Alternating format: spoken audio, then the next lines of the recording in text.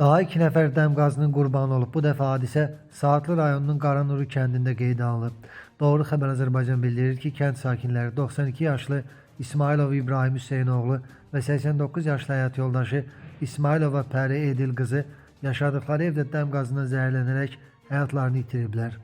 Baş vermiş ölüm faktı ilə bağlı rayon prokurorluğunda araşdırma aparılır. Abşeron rayonunda 2 aylıq körpə bədbəxt hadisənin qurbanı olub. Belə ki, Rəvanə Muxtarova yaşadığı Xırdalan şəhərindəki evdə boğazında qida qalması nəticəsində boğularaq dünyasını dəyişib. Hadisə ilə bağlı rayon prokurorluğu tərəfindən araşdırma tədbirlərinə başlanılıb. Xaçmazda ölümlə nəticələnən yanğın hadisəsi baş verib. Hadisə dünən Ortaoba kəndində qeydə alınıb.